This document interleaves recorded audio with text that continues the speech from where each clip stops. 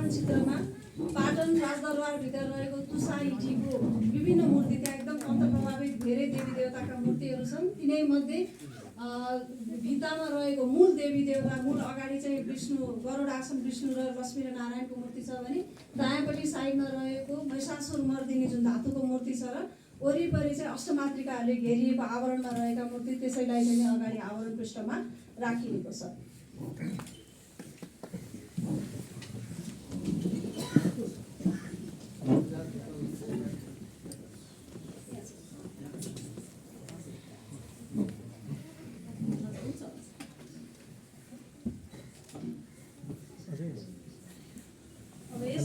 सभापति त्रिपुरा तीर्थतन्त्र साधना रत्न श्री महेश्वर जुजु राजुपाध्यायज्यूलाई आफ्नो सारगर्भित मन्तव्य व्यक्त गरिदिनु हुन हार्दिक अनुरोध गर्दछु।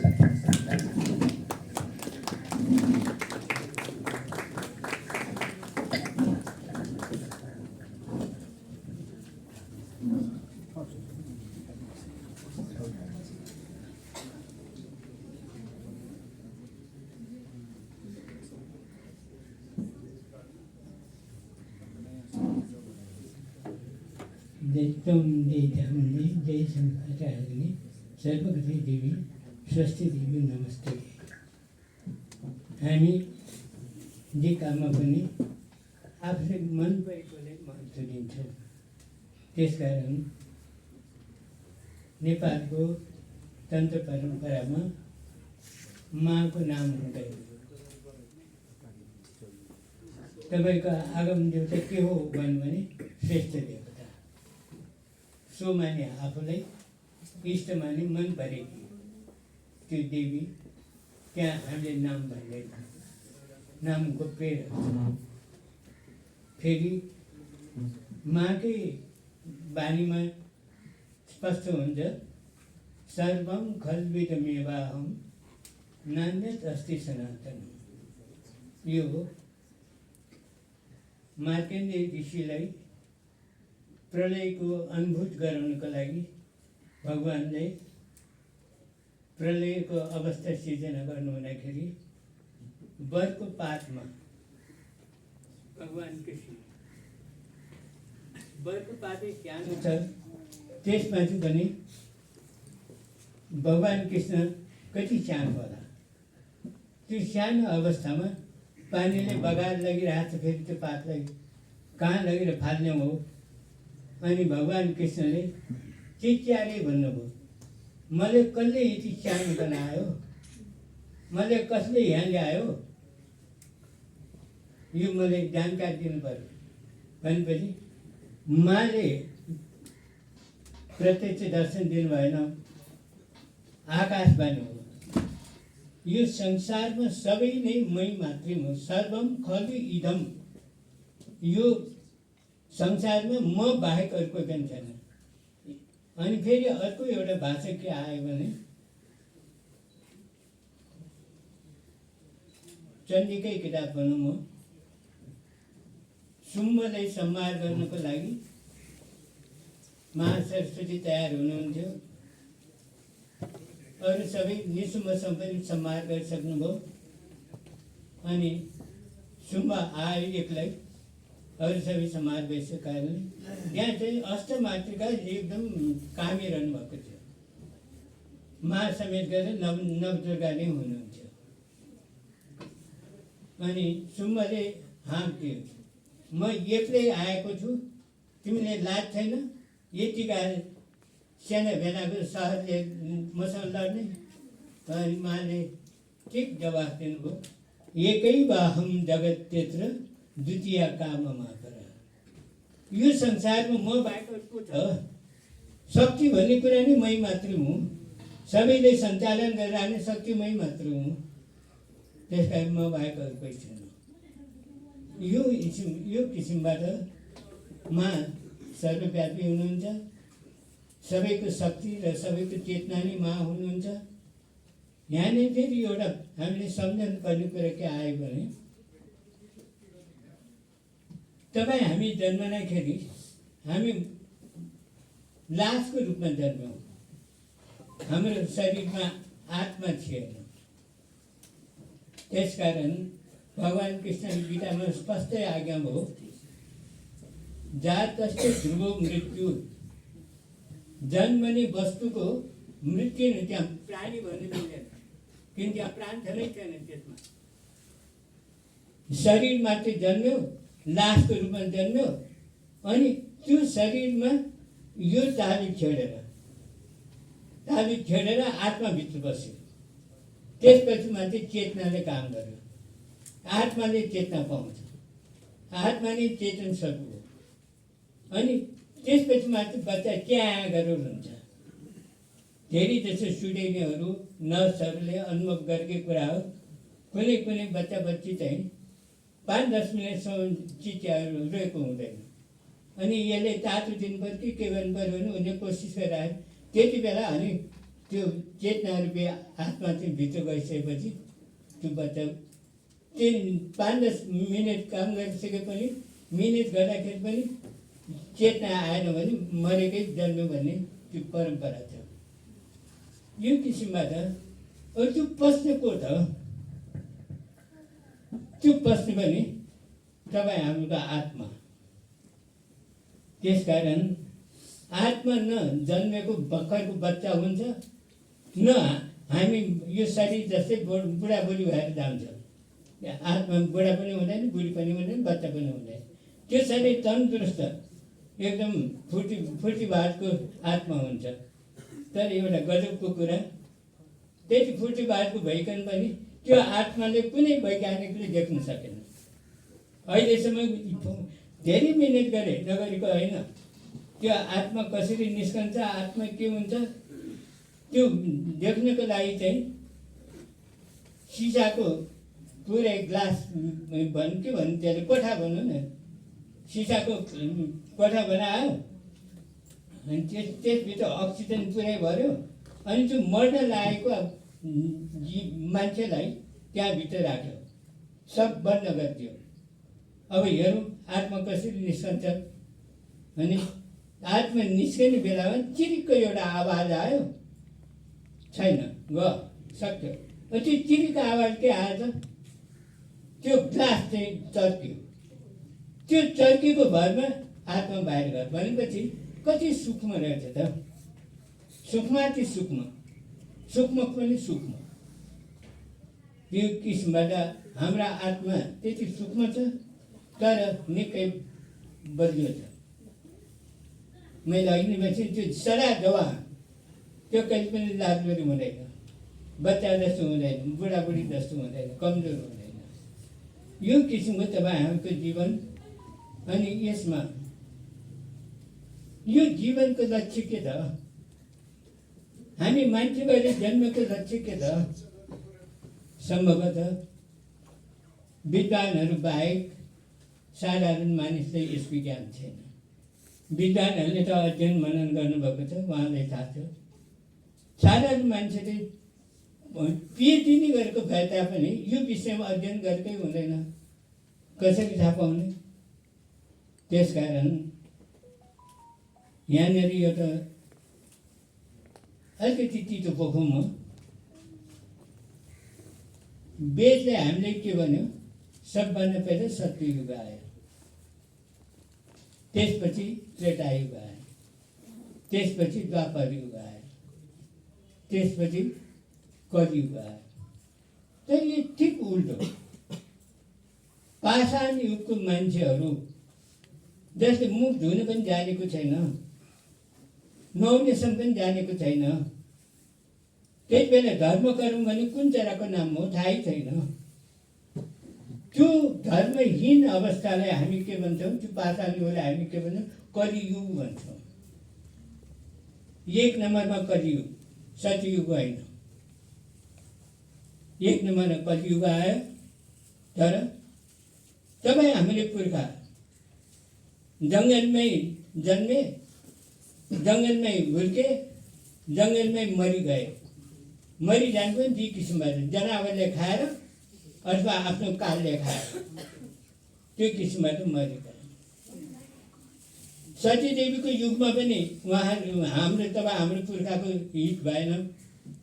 सतीदेवीको अर्को रूप गङ्गा, गङ्गाकै युगमा पनि उहाँको कल्याण भएन, पार्वतीको युगमा आएर उहाँको कल्याण भयो।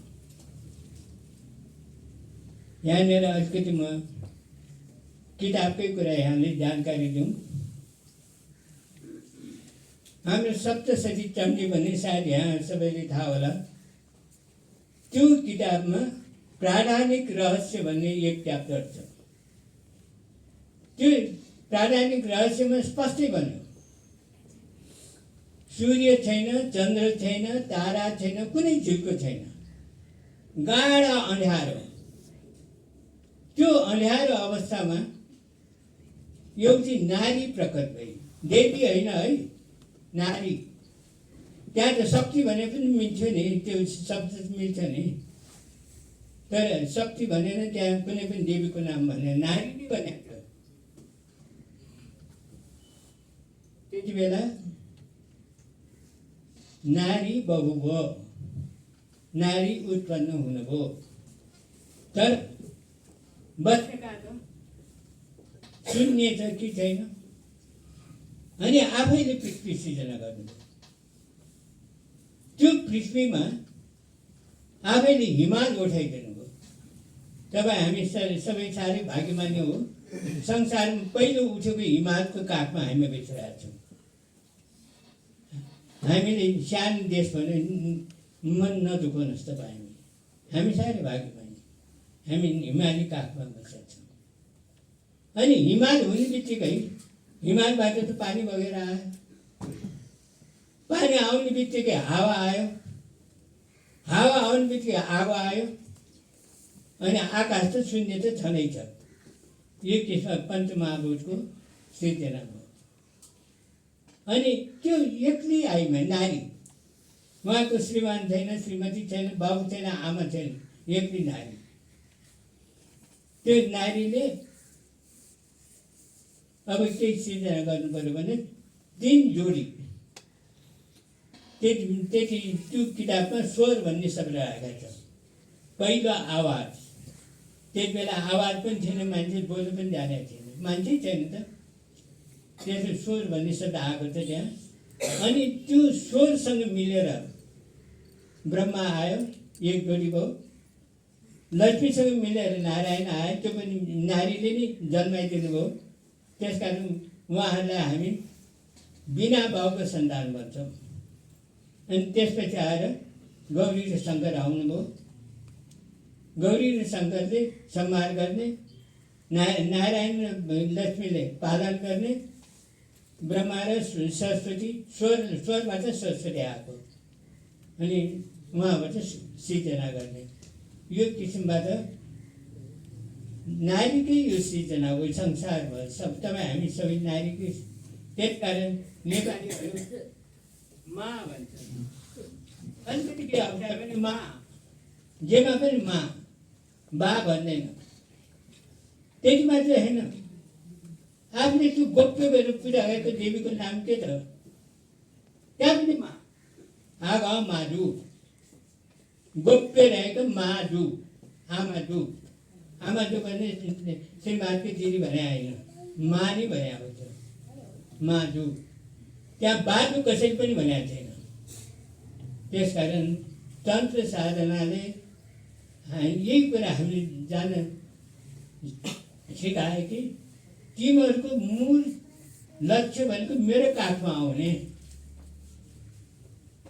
ब्रह्मास्मि भनेर गएर भगवान्ले लिन हुन जाने त्यो होइन। किनकि म आफै चक्लेट बन्ने भने चक्लेटले आहा कति मिठो कसले भन्छ, म आफै चक्लेट छु नि। त्यसकारण चक्लेटले आहा भनेको मुख चाहियो।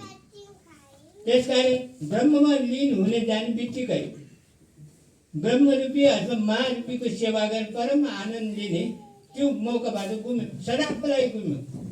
ब्रह्मलीन भएको व्यक्तिको फेरि जन्मलाई आउँदैन। उहाँले कृपा गरेर जाऊ, त्यहाँ मूर्खहरूले अलिकति ज्ञान सिद्धिको भनेर गुरुको रूपमा पठाउनु भए पनि फेरि ब्रह्ममै लिन हुन जान्छु। कसैको सेवा गरेर परम आनन्द लिने मौका त्यसै छैन। त्यसकारण वेद व्यासले श्रीमद् भागवत तयार गर्नु हुँदाखेरि दोस्रो श्लोकमै धर्म प्रोज्जित कैतव परमो हैन धर्म यो धर्म यस्तो धर्म हो कैतव प्रोज्जित कैतव माने जान छलकपट चुक्याउने चाको बिच गर्ने त्यो छलकपटले झिकिएको धर्म चाहिँ यो भागवत हो त्यो कैतव के त त्यो कैतव के त धर्म अर्थ काम मोक्ष यो चारैवटा जान्दैन मैले अघि मुक्त हुने मोक्ष हुने मुक्त र मोक्षमा फरक छ फेरि बन्धनबाट मुक्त हुने हाम्रो लक्ष्य हो ब्रह्ममा लीन हुन जाने हाम्रो लक्ष्य होइन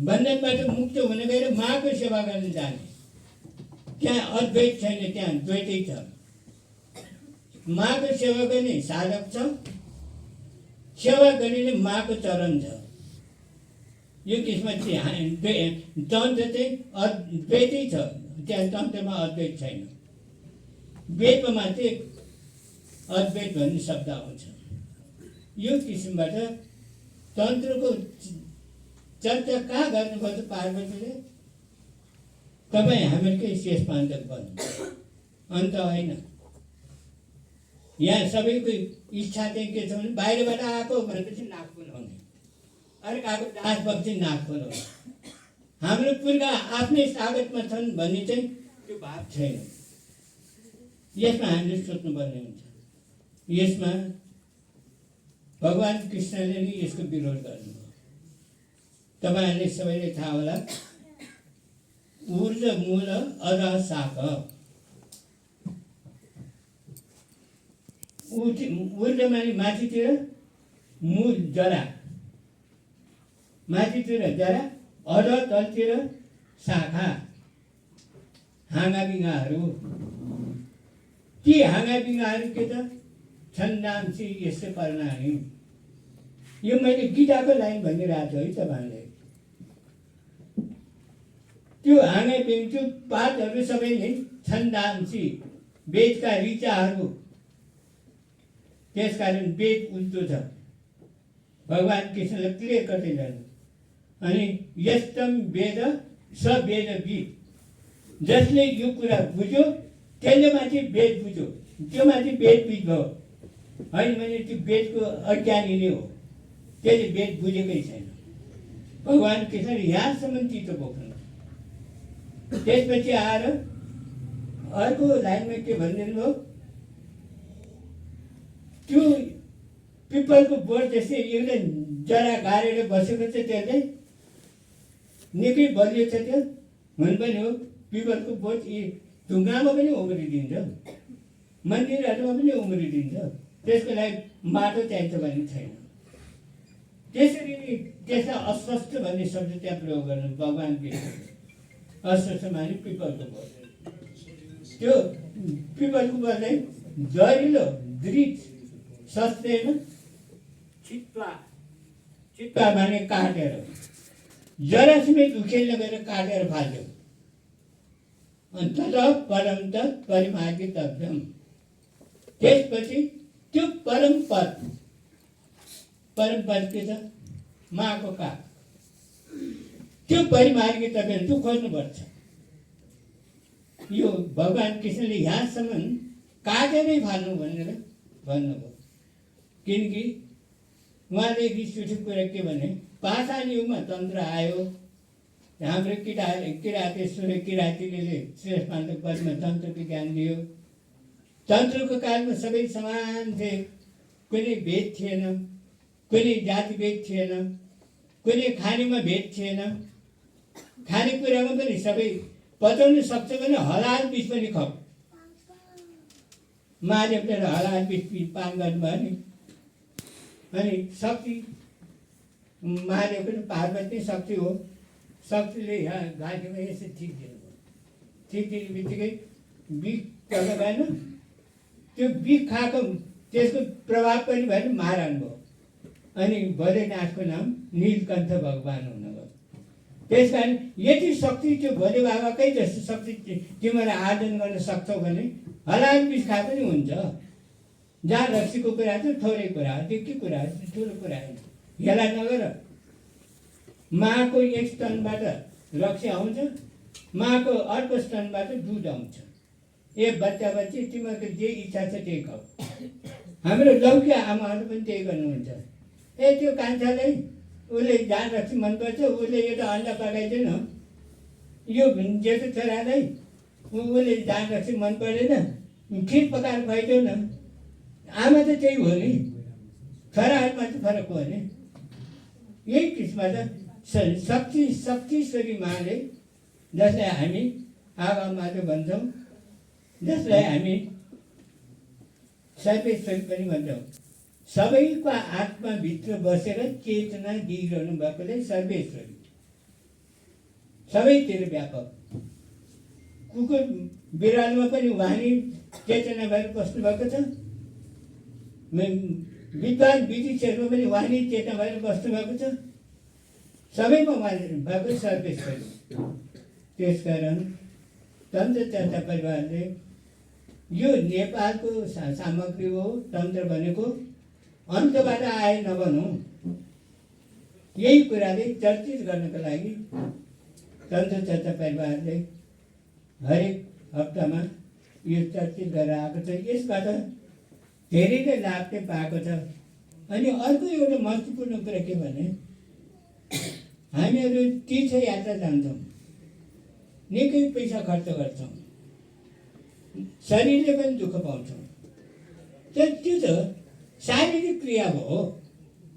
मा बस्नुहुन्छ मनभित्र, मनभित्र त वास्तै गराएको छैन हामीले। त्यसकारण माले भन्नुहुन्छ मलाई पूजा आजाको आवश्यक छैन, तिमीहरूको सांसारिक वस्तु मलाई काम छैन। हुनु पनि हो।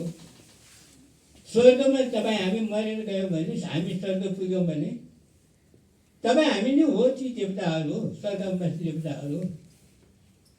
अश्वमेध यज्ञ गरे इन्द्र नै बन्न पुग्यो, शास्त्रले त्यही भनेको छ। सामान्य धर्म कर्म गर्यो, सामान्य देवी देवता हुन गयो। तर बडा आश्चर्य कुरा हो, तपाईँ हाम्रोभन्दा हजारौँ गुणा उहाँसँग तागत छ, शक्ति छ। तपाईँ हाम्रोभन्दा पनि एकदम ऊर्जा छ। त्यसले हामी तेज पनि भन्छौँ। त्यस्तो भइकन पनि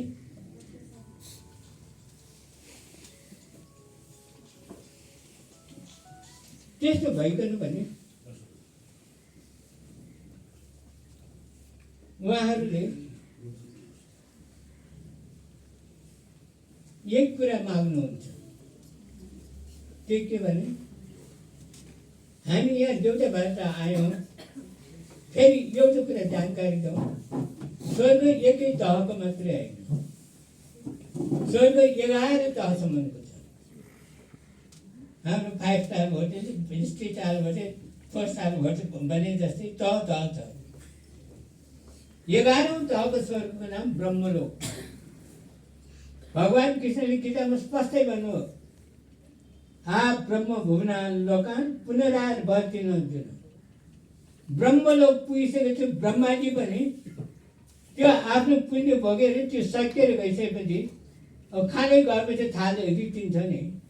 हामीले कमाएको पुण्य त खाने भोग्नै जानेको त रितिन्छ। क्षीणे पुण्य मर्त्य लोकम विसन्ति, यो पनि गीताकै लाइन हो। पुण्य क्षीण भएपछि ब्रह्मा पनि कुकुर बिरालमा आएर जन्मन्छ। हीन तरम माम विसन्ति, ब्रह्मा आएर ठुलो राजा महाराज भएर जन्मदैन, हीन तर कुकुर बिरालमा आएर जन्मन आउँछ भने यो किसिमको स्वर्ग के काम। तर अफसोस तपाईँ हामी सबैको उद्देश्य नै स्वर्ग जाने उद्देश्य बनाइदियो। कसले? वेदले। त्यसकारण भगवान कृष्णले स्पष्टै भन्नु, त्रैगुण्य विषया वेदा। वेदको विषय नै 3 गुण। ए अर्जुन, तिमी यो भुल बेलामा नलाग, निस्त्रैगुण्यो भवार्जुन, 3 गुण्यबाट माथि जाऊ, माको काखमा जाऊ, स्वर्ग जाने, मर्त्यलोक बस्ने, नरक जाने काममा नलाग। 3 गुणले के गर्छ? सत्य गुणले धर्म कर्म गराउँछ, धर्म कर्मले स्वर्ग माथि दिन्छ, माको काख दिँदैन। रजोगुणले धर्म पनि गराउँछ, पाप पनि भन्छ। भनौँ न, हाम्रो एक किसिमबाट सुख दुःखको चटनी, यही संसार दिन्छ, यो पनि काम छैन। अनि पापले त नरकै दिन्छ, तमोगुण त पापै पाप हो, त्यो पनि हामीले काम छैन। त्यस कारण हे अर्जुन, तिमी 3 गुणबाट मुक्त हो, निश्चय गुण्यो भवार्जुन। यो किसिमबाट यी कुराहरू मैले अघि सुरुमै प्रश्न गरेँ, तपाईँ हामी मान्छे भएर आएर जन्मेर हाम्रो लक्ष्य के हो, हाम्रो उद्देश्य के हो, हामी कहाँ जाने?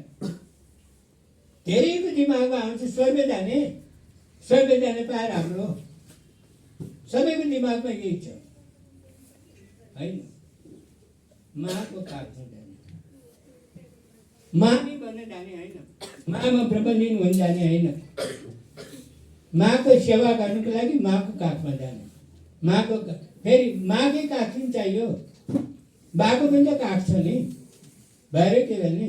बासँग बुबु छैन, माले त बुबु पनि दिनुहुन्छ। त्यसकारण हामी सबै तन्त्रमा माले नै अगाडि राख्छौँ। तपाईँहरूले याद होला, भोलेनाथको छातीमा नै काली माला गरेर युद्ध निकाली टेक्नु पुग्नु, त्यो किन? कथा पुराणले यस्तो बङ्ग्याइदियो। अघि भगवान् कृष्णले गीतामा वेद उल्टो छ भने जस्तै उल्टो उल्टो कुरा भनिदियो। दुष्टहरू असुरहरूले संहार गरेर नाचिरहनु भएको थियो, तर पनि त्यो जोस चाहिँ माको घटेन। त्यस कारण माको त्यो जोस घटाउनुको लागि भोलेनाथ बाटोमा सुत्दिनु भयो। कथाले के भन्यो भने के भोलेनाथ त्यहाँ सुत्नु भएको छ भनेर त्यो उफ्रने आएको माले त्यहाँ भोलेनाथ हुन ज्ञान छैन, मा त्यति मूर्ख, त्यहाँ खातो छ भने त खातेमै खस्नु जाने माको त्यति ज्ञान छैन। यस्तो यस्तो कथा बनाएर उल्टो उल्टो कुरा भन्नु। तर वास्तविक कुरा के भने एक दिन भोलेनाथ गजबको फुल्नु भयो। सबैले मैले देवादिदेव भन्छ, महादेवै भन्छ, म पनि भाग्यवान नै रहेछु। यो म भाग्यमानी हुँ भन्ने नै अहङ्कार हो। त्यो महादेवले महादेव बनाएको जुन शक्ति स्वरूपिनी हो, शक्तिश्वरी हो, उहाँले अहङ्कार मन परेन, उहाँ शरीरबाट फुत्त बाहिर निस्किन्छ। शक्ति नै बाहिर गइसकेपछि महादेव बसिराख्न सक्नुभयो त ड्रायमा लड्नुभयो। अनि प्रवक्ताहरू सबै चिच्याए, लौ न स्वामी नै झर्नुभयो, चिच्याउनु। अनि माले यसो फर्कायो, हो त आज सिमान्त अत्यै अनि गएर जिब्रो निकाल्यो, दौडेर गएर फेरि छातीमा टेक्नु। छातीमा टेक्ने बित्तिकै शक्ति सञ्चार भयो। अनि मारेर पुलुक्क आँखा खोल्नुभयो। फेरि पनि अहङ्कार, तैँले भनेपछि कि फालिदिन्छु भनेर त्यो खुट्टा समाएर फाल्नु भयो। शक्तिलाई नै फाल्ने, शक्तिले शक्ति नदिएको काम हुन्छ। हामी एउटा लट्ठी बनाउँ न, बच्चाले चाहिँ लट्ठीले हिर्कायो भने सबै हाँसेर बस्छ, कि बच्चाको तागतै छैन, लट्ठीले हिर्कायो के गर्छ। तर त्यही लट्ठी एउटा पलमा नै हिर्काउँछ, हाम्रो टाउकै फुटाइदिन्छ। त्यसै भने शक्ति चाहिन्छ। शक्ति बिना महादेवले त्यो खुट्टा झिकेर फालिदिन सक्छ त? चलाउनै सक्नु भएन। अनि के भयो, मैले चलाउनै सकिनँ। होइन पुलको आँखा हेरेको मुसुक हाँस्थ्यो, हाँस्ने बित्तिकै पुग्यो नि, तैँले सकिस् भन्नु परेन, हाँस्ने बित्तिकै पुग्यो। अनि त्यहाँदेखि महादेवको लागि मसान र कैलाश पनि बराबर, भूत प्रेत पिशाच र तपस्वीहरू साधु सन्त पनि बराबर, कुनै भेद छैन।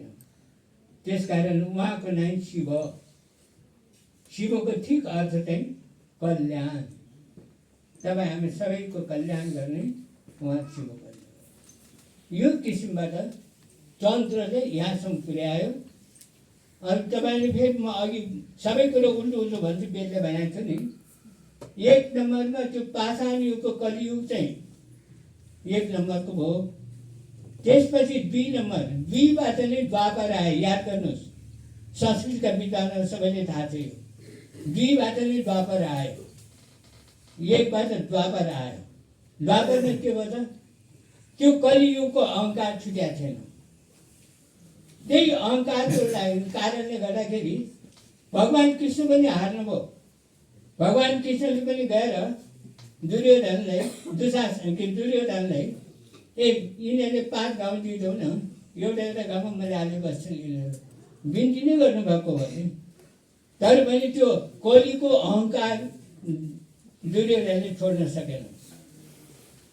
हकारे नै भनिदियो। राजनीतिमा एउटा सिलको पनि दिएन। हिम्मत सबैले लडेर लिनु।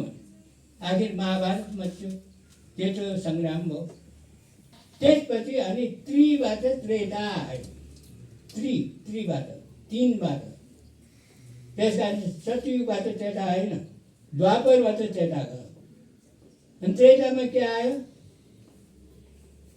त्यही कलियुग द्वापरको नराम्रो कुरो त्यहाँ पनि विद्यमान हो।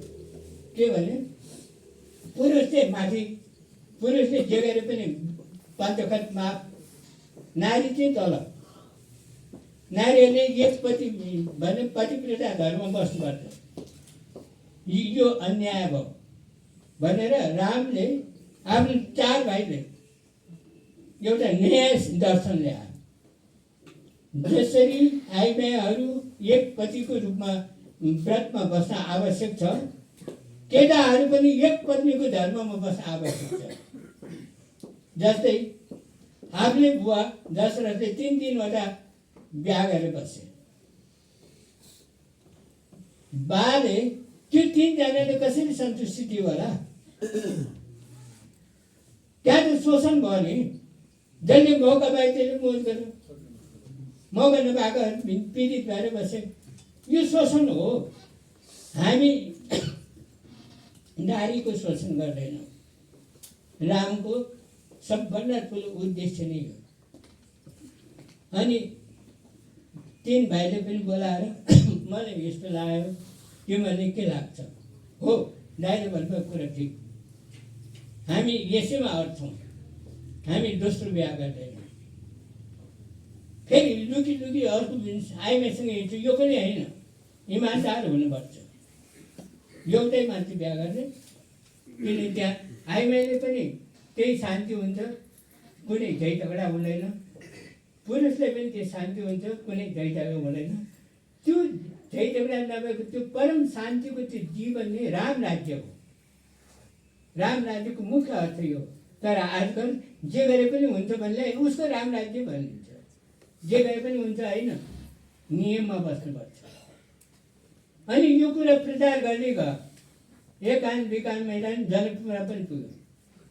सीताको 4 बहिनीले यो कुरालाई स्वीकार्यो। अनि लङ्कामा रावणको कानमा पनि पुग्यो।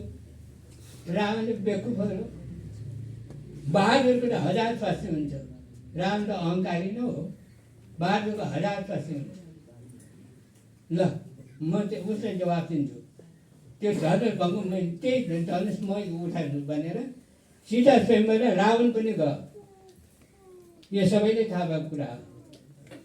अनि रावणलाई त्यति सम्मान भएन।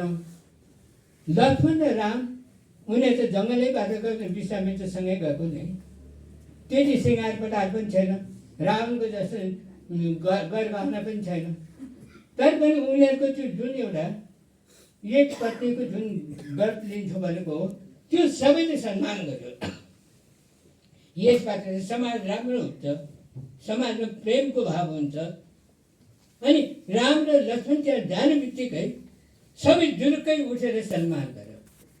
रावणलाई त पोल्यो, त्यहीबाट हकार्यो, ए केटाहरू आगोको अगाडि दुध गल्छ पलाउँछ। अनि रामले नम्र भावमा रावणज्यू म आजै तपाईँले भनौँ हामीले बिहा गरेको उमेरको जल्लो बल्लो उमेरमा पनि हाम्रो सन्तान हुँदैन। त्यो जल्दो बल्दो उमेरको 14 वर्षसम्म पनि हाम्रो सन्तान हुँदैन। हामीले देखाइदिन्छौँ आगोको अगाडि पग्लाउँथ्यो देखाइदिन्छौँ हामी। फेरि हामी जङ्गलमा बसे पनि दरबारमा बसे पनि श्रीमान श्रीमतीको मनमा त्यति प्रेम हुन्छ। श्रीमान श्रीमती छुटेर बस्यो खना पनि मनभित्र उनीहरूको मिलन सरा भइरहन्छ। त्यसकारण सीताले वाल्मीकि आश्रममा राख्दाखेरि पनि सीताको कुनै चित्त दुखाइ छैन, मनमा मिलन छ। सीताले वाल्मीकि आश्रममा राखेर आफू दरबारमा बसे पनि रामले चिन्ता छैन, मनको मिलन त सधैँ छ नि। मनमा त उनीहरूले रामलाई के गरिरहेछ नि। यो किसिमबाट राम राज्यको सुखी जीवन नै राम राज्य हो। सुखी जीवन कहिले हुन्छ? एउटै मात्र श्रीमती एउटा मात्र श्रीमान भयो भने त्यो समाज चाहिँ सुखी समाज हो। त्यहाँ कुनै वाद विवाद छैन, कुनै झै झगडा छैन। यो किसिमको यी कुराले पनि त्रेतामा पुगेर रामले यो नयाँ दर्शन दियो। अनि त्यसपछि सत्ययुग आयो। सत्ययुगमा के भयो त? त्यही 3 गुणका नि दबदबा भयो। तन्त्र सिक्नेहरूले पनि बोक्सी भएर निस्किदिए, जाडु गर्ने निस्किदिए। अरूले के भने मोहिनी लगाएर शोषण गर्ने कुरा आए। यो चाहिँ सत्ययुगको कुरा हो। यो पनि गलत हो। तपाईँहरूले एउटा उदाहरण ल्याउँ। हामी झाँक्रीले त पीडामा परेको मान्छेले उद्धार गरायो भने त्यो भूत पेट पिसाबले दुःख देखबाट मुक्त गरेको हो भने तर त्यो पुण्यले उसले के पाउँछ? माको काख पनि ऊ स्वर्ग जान्छ। त्यो धामी त्यो वैद्य स्वर्ग जान्छ। स्वर्ग गएपछि क्षीणे पुण्यम मर्त्यलोकम विशान्ति। पुण्य सकेपछि फेरि मर्त्यलोकमा त्यही फन्दामा त्यही बन्धनमै पर्यो। अब यता धर्म पनि गर्ने पाप पनि गर्ने रजोगुण त संसारै मात्रै दिन्छ, त्यही फन्दामै पर्यो। त्यसकारण यी पनि सत्ययुगको कुरा चाहिँ यो हो। त्यति बेला धेरैले विश्वामित्र जस्तो ऋषि जसले अर्को स्वर्ग बनाइदियो त्रिशङ्कुको लागि, त्यसले त्यति शक्ति आर्जन गर्यो। तर सबभन्दा ठुलो दुःखको कुरा मानसिक शान्ति चाहिँ पाएन। ऊ सधैँ वशिष्ठदेखि रिसाएर बस्थ्यो। वशिष्ठ चाहिँ ब्रह्मर्षि, म चाहिँ राजर्षि। एक दिन चाहिँ तरबारै लिएर गएर राति काट्छु भनेर गयो विश्वामित्र। अनि अरुन्धती र वशिष्ठ गफ गर्दै थियो त्यति बेला राति।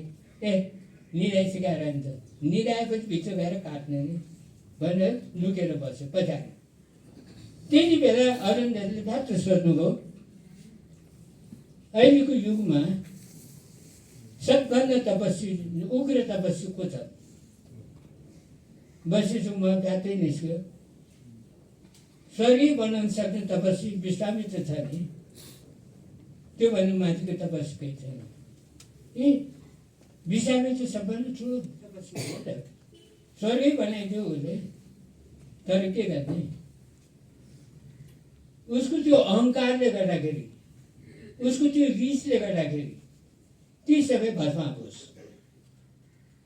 उसले प्रगति गर्न सकेन। त्यो कुरा सुनिरहेछ नि, हो नि, मैले स्वर्गीय बनाएको पनि हो।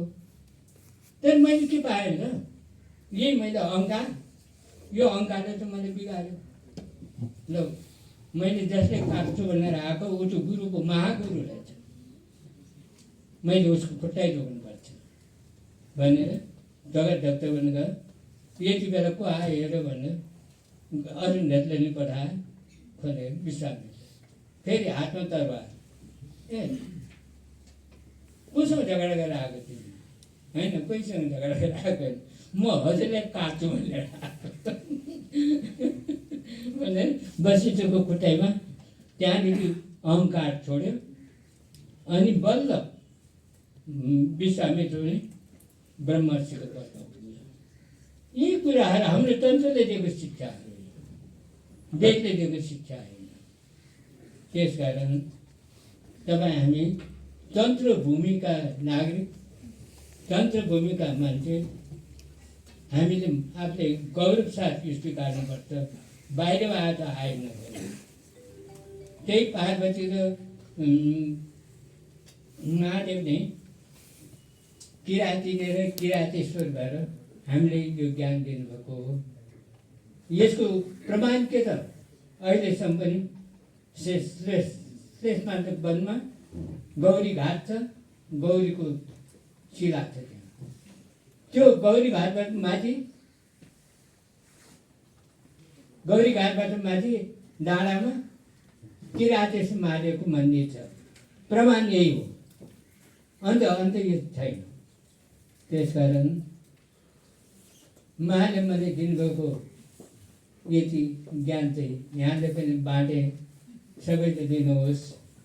पाएको कुरा बाँच्नु राम्रो हो, लुगाएर ल्याएर आफैसँग मरेर जान्छ गलत हो। बाँडेर दिनु। धन्यवाद। धन्यवाद।